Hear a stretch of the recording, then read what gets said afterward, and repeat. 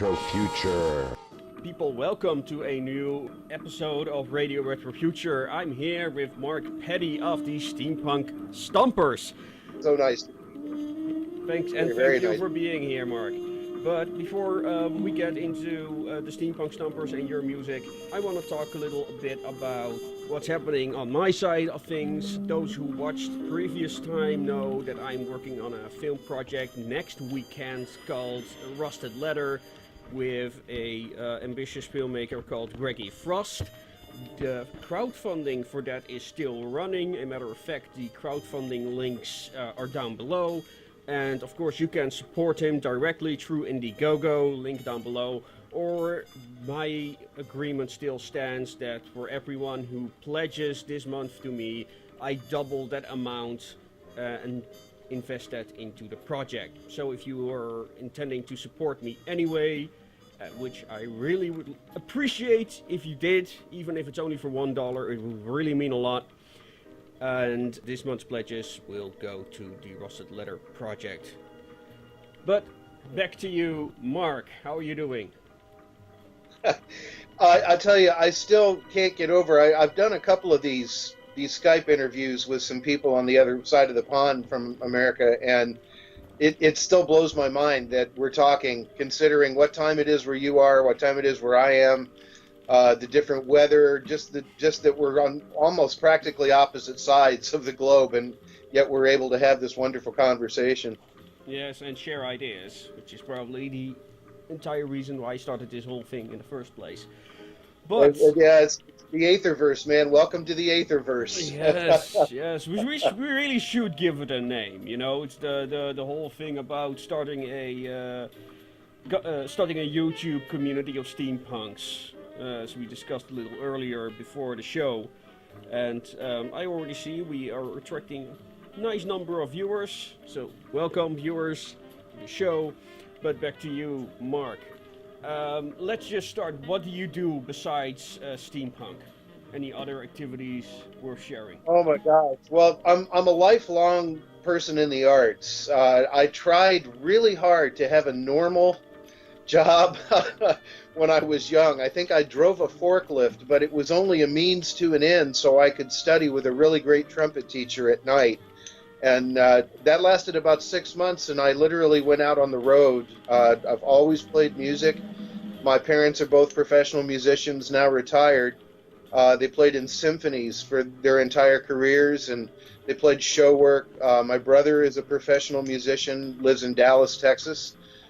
So it's basically all I've known my life, and I'm very blessed to be able to get to do what I love to make a living. Not everybody gets to say that. It also has been your life's ambition, you know.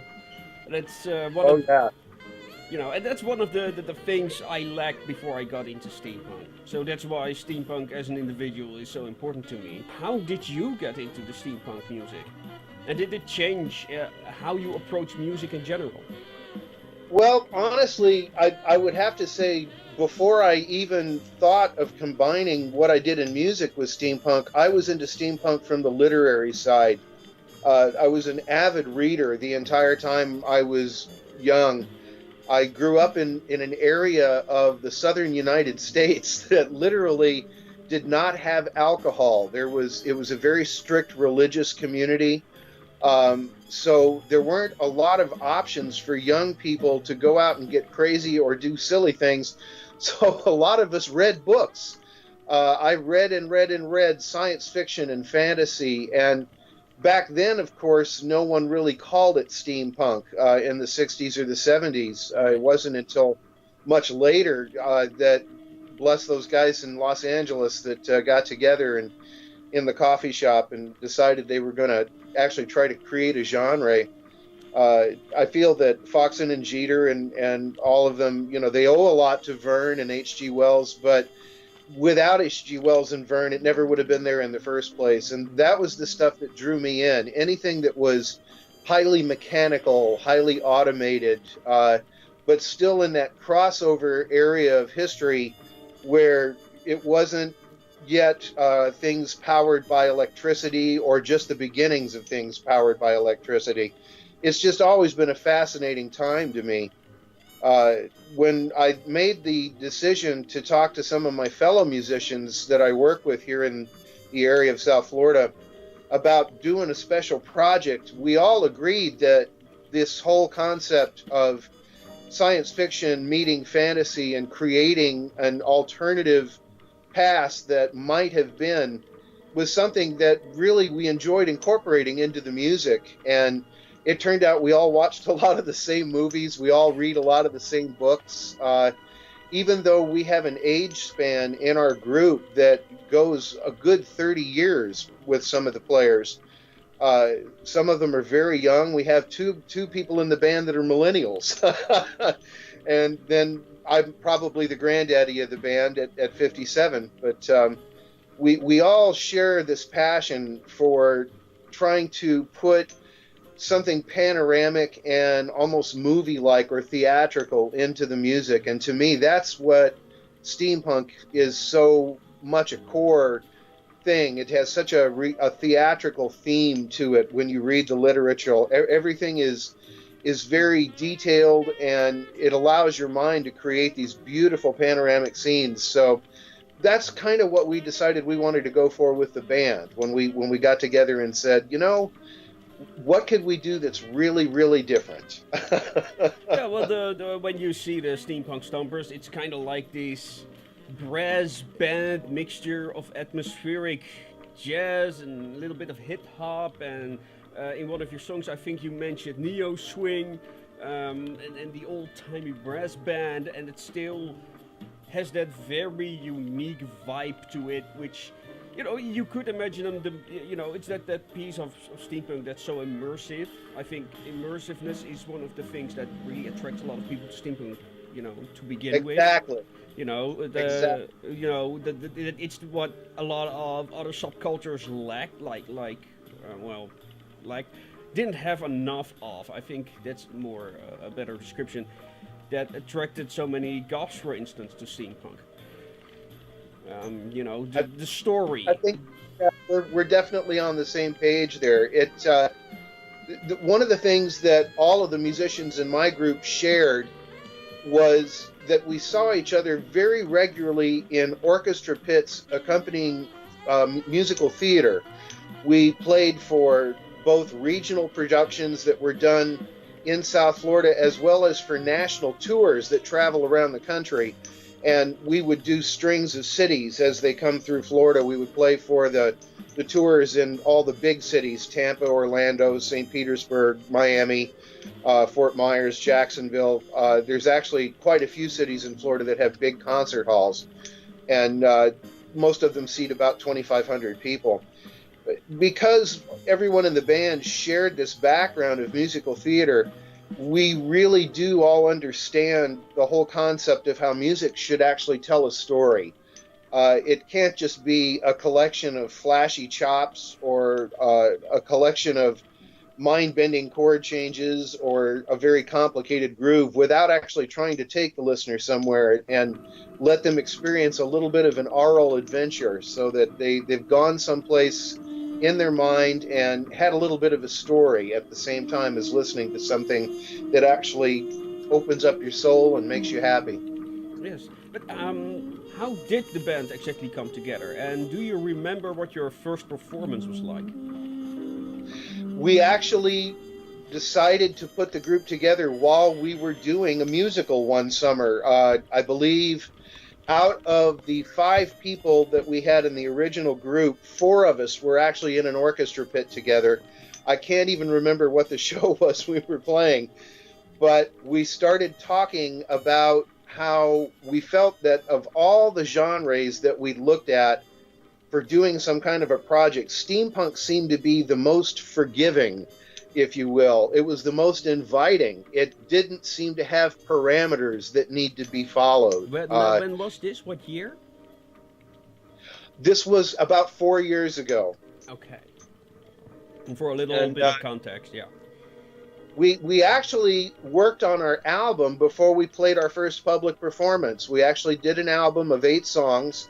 The first record was called Full Steam Ahead, and it was the majority of the material on the album was stuff that was written or in the style of music from the mid 1800s to the early 1900s, which was the exact period that most authors and screenwriters try to use for creating that era that might have been.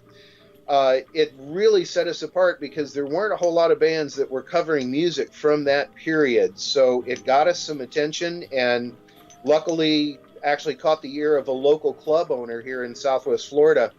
And he said, sure, come on in. It was a really different room. It was a music listening room. It wasn't a nightclub. So when people came in there, they actually came in there to hear the band. There wasn't talking while the band was going on. People were very respectful.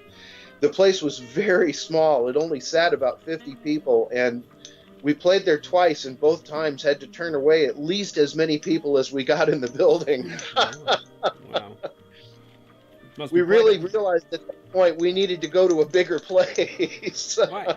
What do you think attracted those people in the first place? You were not known back then, so...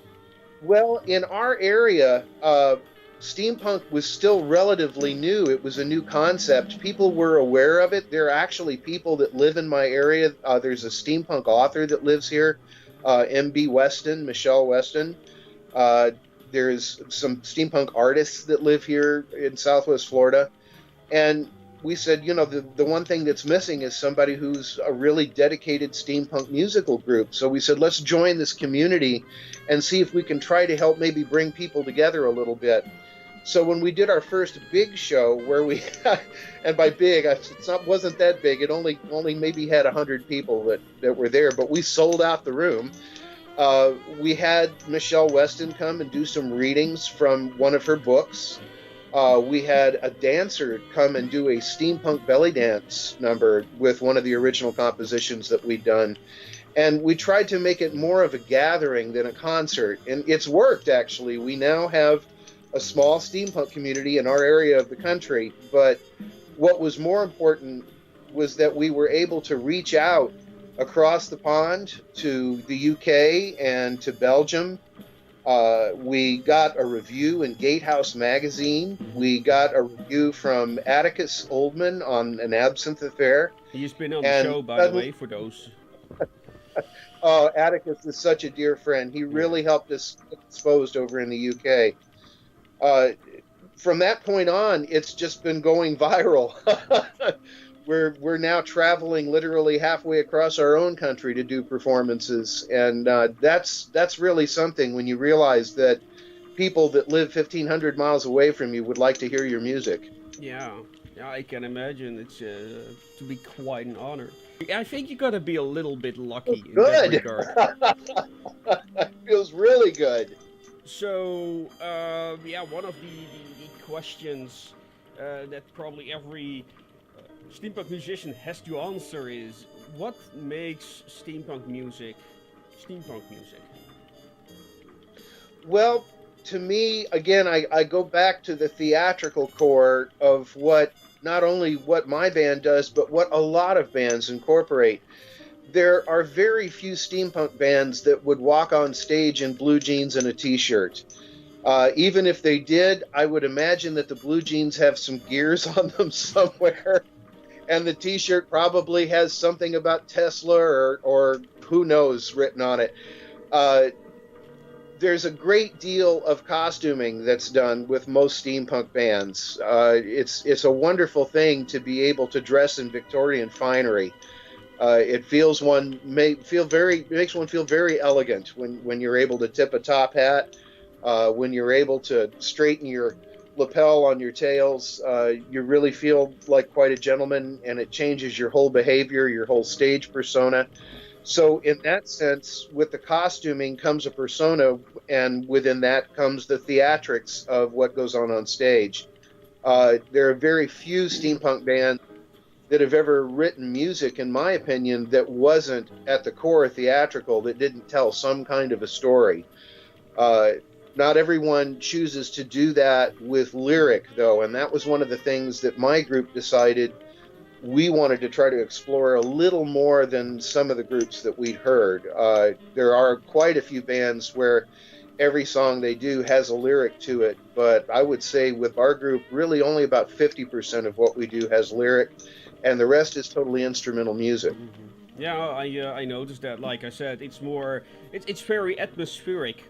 What you do in a very jazzy kind of way, and I know that what you were saying really reminds me of Visual Kei from Japan, with the whole anime like aesthetic. Maybe it's interesting to explore that at one point a little deeper. How many have you watched the movie Steam Boy? Yeah. Well, Steam Boy is a really interesting beast in that regard. I love that movie. Yeah. Yeah, it's also a very flawed movie. It's also one of the most, at the time, it was one of the most expensive animations ever made. And it's a monster. It must have cost them a fortune. Yeah. There was a lot of mismanagement behind the scenes, and it also became a financial flop for that reason.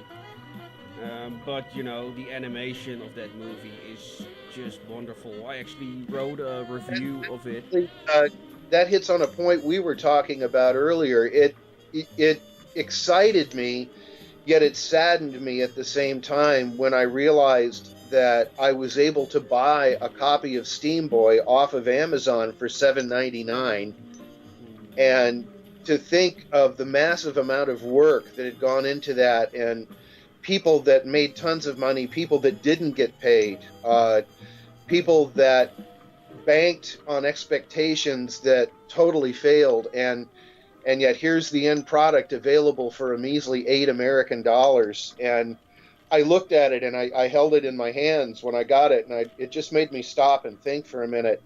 The irony of working in the arts so often is that we pour our entire life into a project, and then we basically watch the returns trickle in, even if they trickle.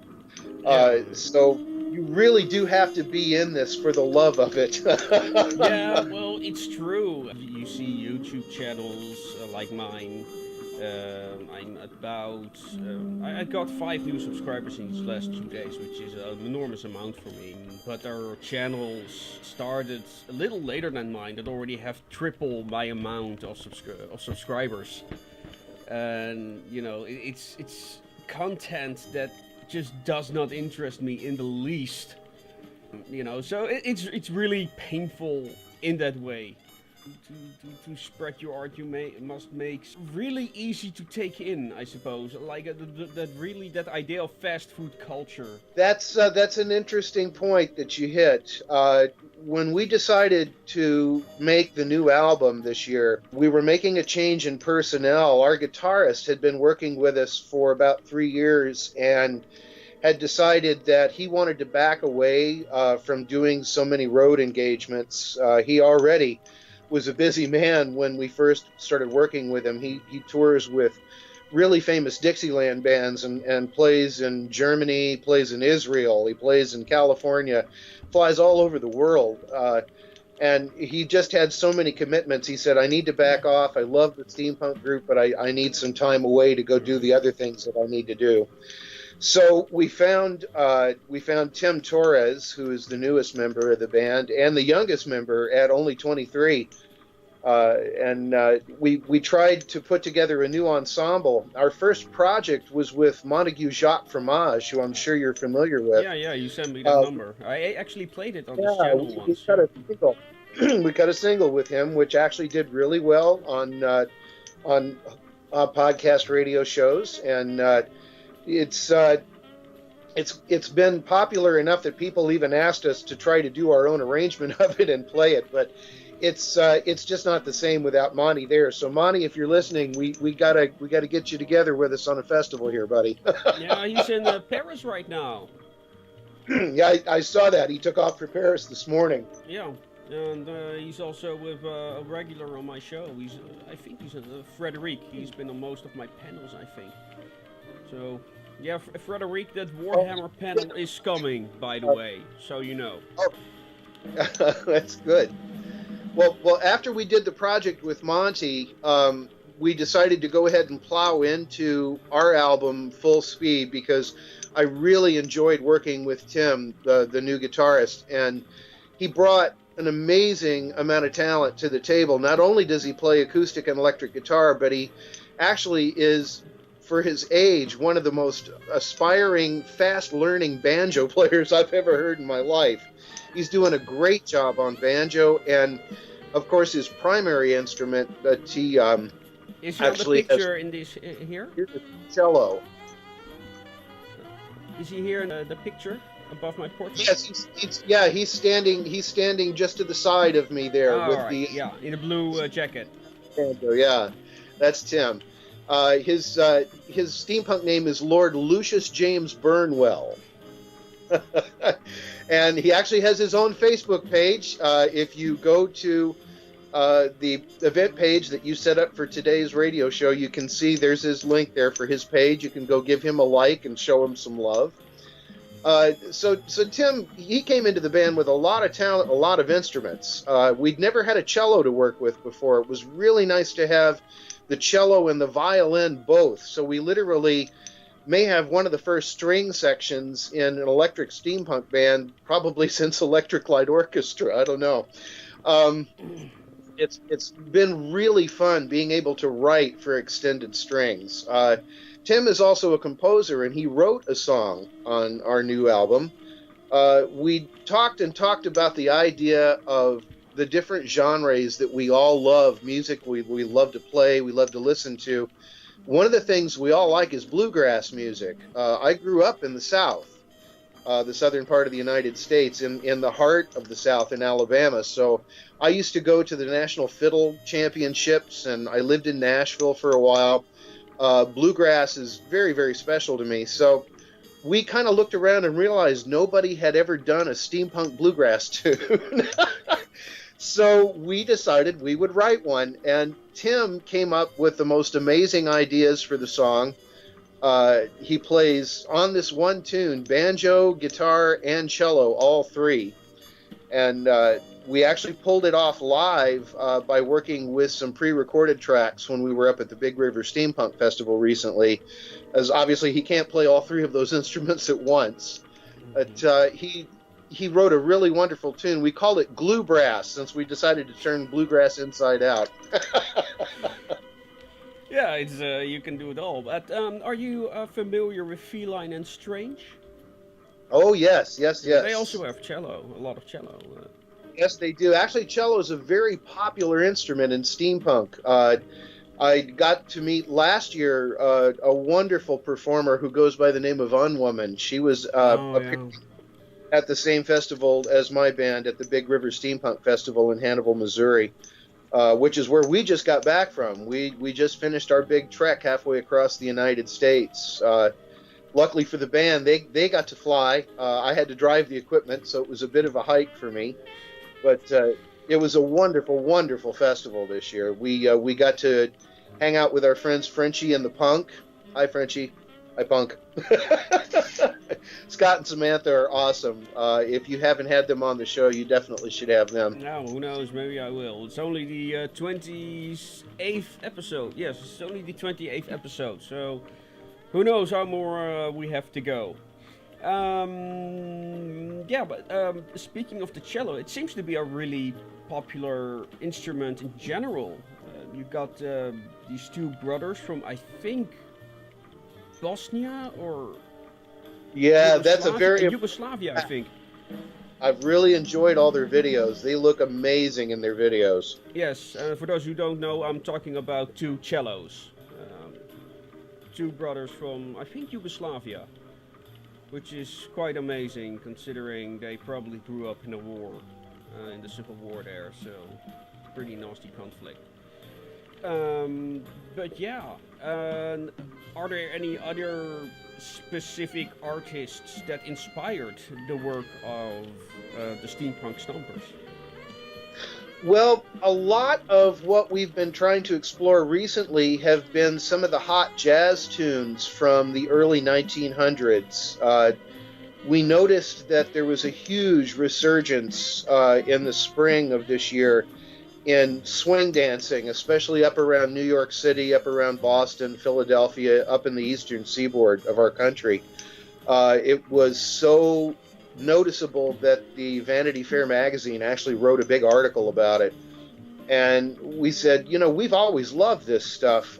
Quite a few of us actually performed as part of the onstage band for some of the dates with the national tour of the Broadway show Chicago. And that featured music of that era, the hot jazz era, the early 1900s. So we've been exploring some artists like Henry Bussey, who was a cornet player that lived in that era. On the album Swamp Steam, we did one of his songs called Hot Lips, which was actually the nickname that they gave me at the theater years ago. And we've explored some of the songs like Jada. We've done some parody versions of the tune Sweet Georgia Brown and I Found a New Baby, adding lyrics that more closely resembled steampunk, things that steampunks would hear and go, oh yeah, when they hear it. It's things to catch their ears and make them happy that they're there and dressed up in their costumes. Just a really strange idea, but I am working together a little bit with a game modder called Brandon Redding, and he does, for those who are familiar with it, a mod for Fallout 4 called Old World Radio. For those who are not in the know of Fallout 4's universe, the player has... My son may be familiar with that. My son's a huge fan of that game, and he showed me all of that. Yeah, in other words, you have a number of radio stations in the game with music, mostly from the 60s and the 50s. But Old World Radio adds a lot of... musical stations, also a bluegrass radio station, I think, among other things. So maybe we could ask him to make a steampunk channel. Well, the concept of the old time radio show is actually coming back. We have been doing a lot of different projects outside of just recording our own albums with some filmmakers and some people that are doing radio type broadcasts on podcasts. Just recently, we provided background music for Sage and Savant.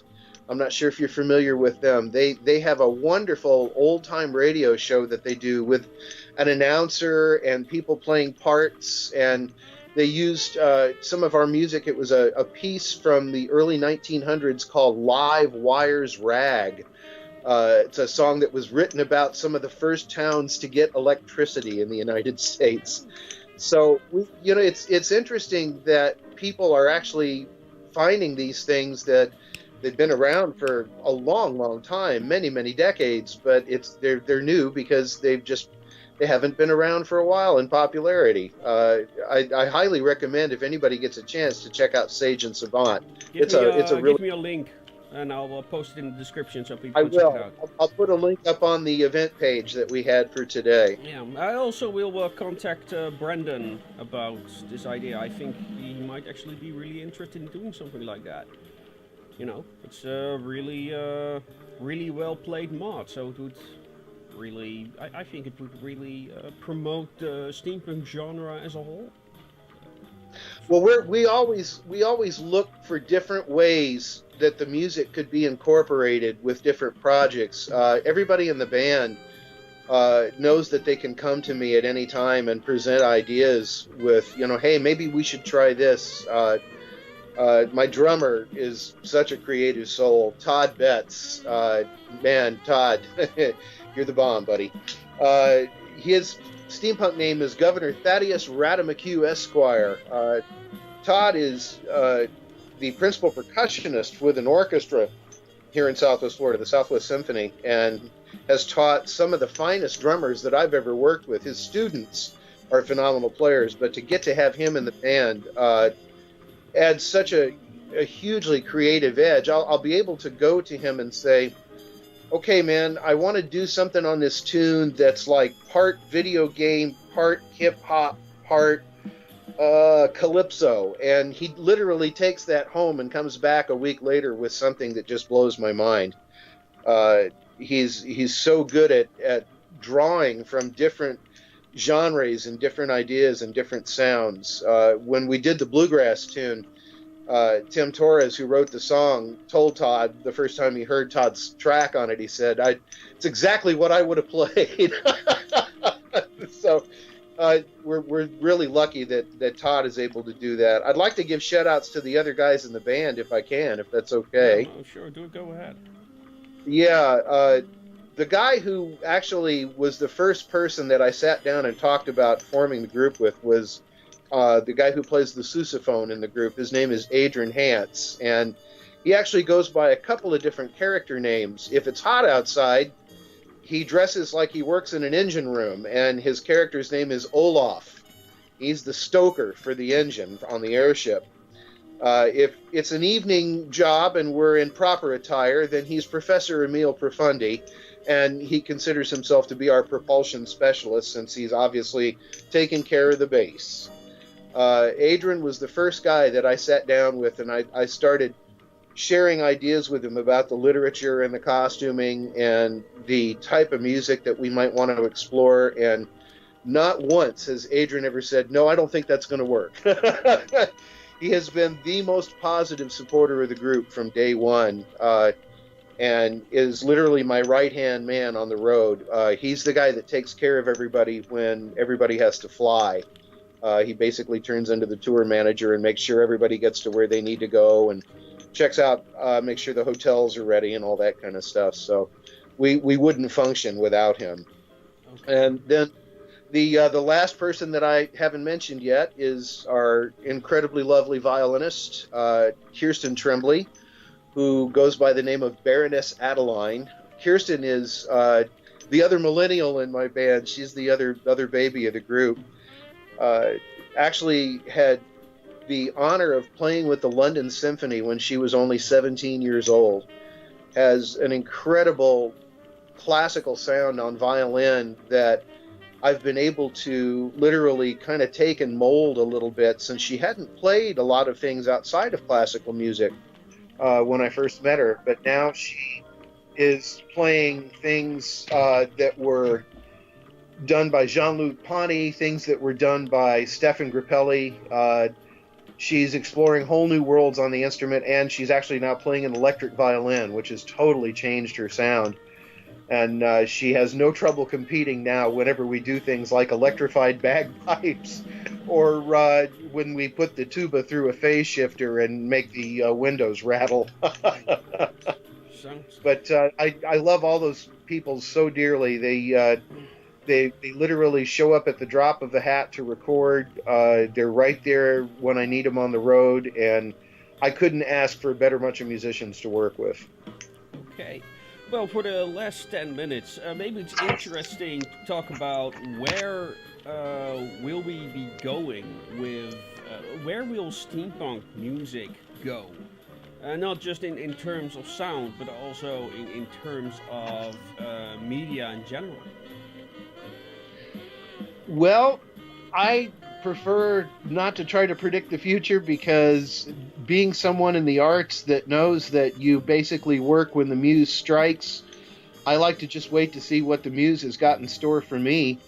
I know that there are people that see steampunk becoming more mainstream now.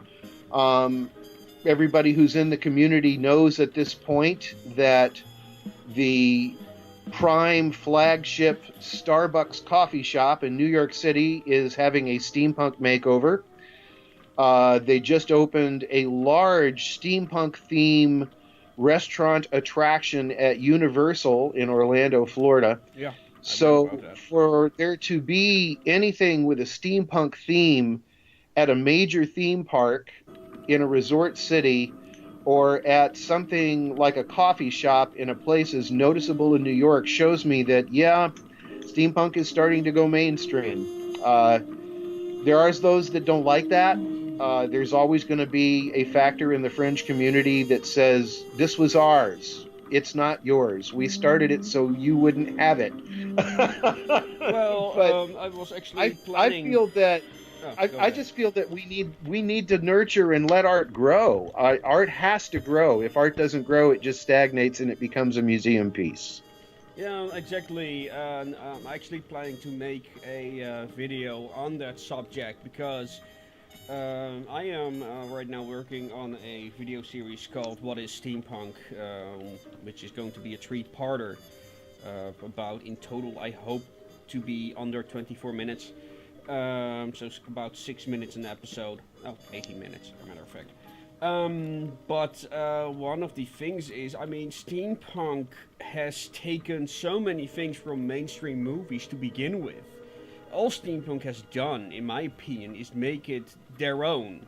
And now, that very same mainstream that inspired steampunk is now, adapting that progress that the steampunk community has made.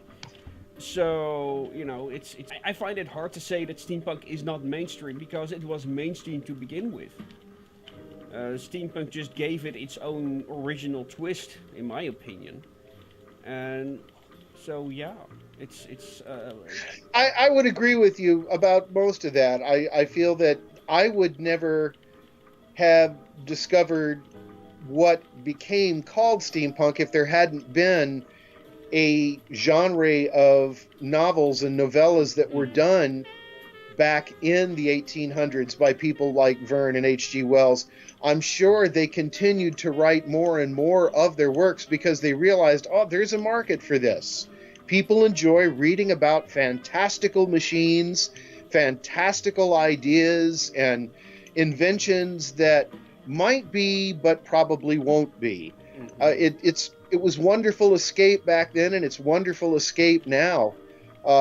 We live in such a time of immense pressures now. It's difficult for anyone to sit down and watch the evening news without becoming upset.